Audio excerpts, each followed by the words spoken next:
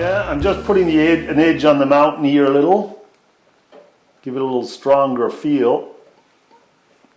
Put it down a bit. There we go.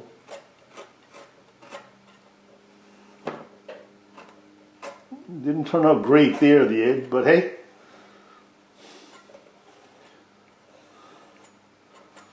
There we go, that'll start. Not the greatest edge in the world. You can't win them all. Yeah, just straighten these edges out. These are going to be hard edges in their own way. There we go. It might change again anyway, so with the white coming in and everything.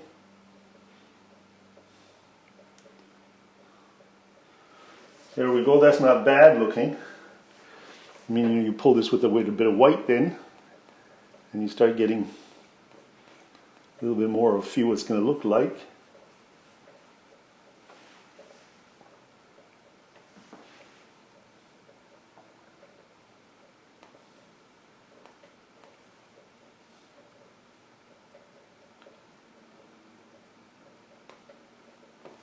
Sometimes you have to wipe your brush a whole pile of times to get that. This is nearly dry, this brush now.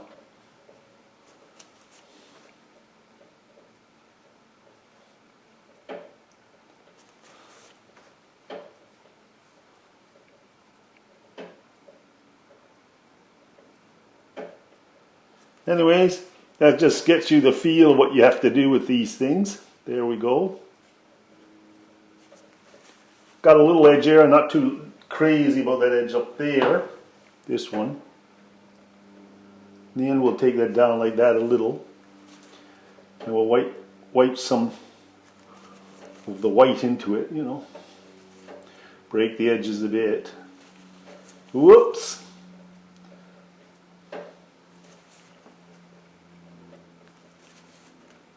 We'll clean that up later.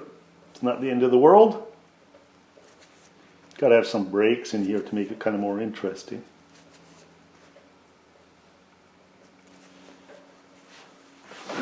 There we go. Kind of a mountain structure. For the fun of it, I'm going to put in a turquoise blue into the water.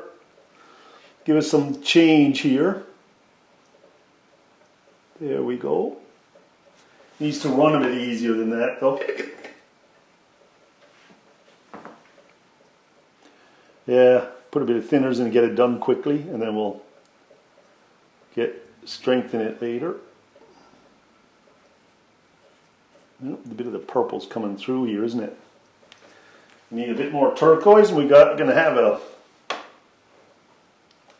painting. Got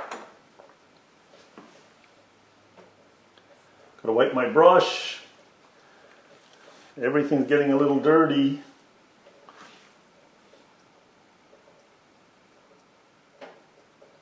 There we go. There's the turquoise coming through at long last. I'm being a little muddy at the moment, but there's no reason for concern because we can touch up the painting as much as we like and as long as we like. And see, we'll bring that into that there again. Maybe with the rag is quicker. I like the rag effect at the moment, and we'll just go across like that. I don't like the purple there.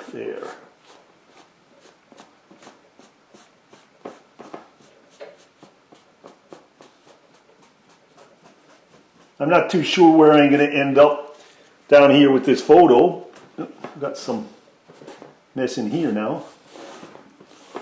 But I like that white there, see?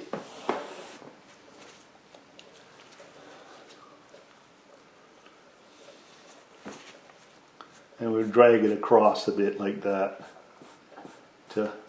just to go along with the water, to give you an idea what I'm trying to achieve here. Yeah, so I'm decided to go yellow in here where the green is, and then make this green so it looks like the lower fields. You'll see later on. Now I bought these Prima tubes here for like next to nothing. They were like $1.99, so we'll test one of those out and see what they're like. It looks okay. Oh, that's a little heavier. Bit too heavy for my liking. I wanted that to be whiter, yellower, so I'll streak that down like that. We'll get some white in there. Yeah, so I'm going to take a little bit of my, what do I call it here? Zinc white it is, of course, which I think I nearly always use. And I'm going to run it in here like this, across this, which I just did.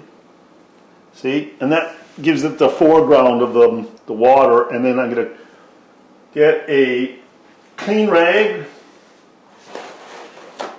and wipe my brush every time and pull everything down here. Try not to get this too yellow up in here.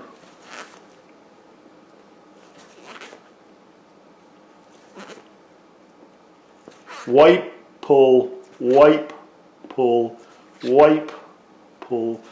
Lovely softening effect. It's just a technique that everybody should know about. See how lovely that is? And you can actually, take a little bit of the blue and bring it back in here. See? Get a little greeny. And a bit more white then. And dab it in here. And you get the kind of wave effect you're looking for, up by the seashore there. And then some straight lines again.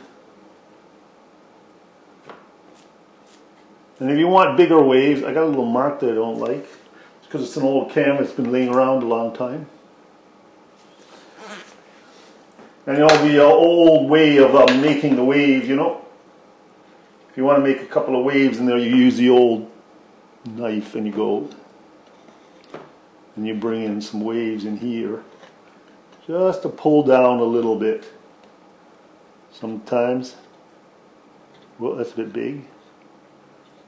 You can have even some up in shore there a little.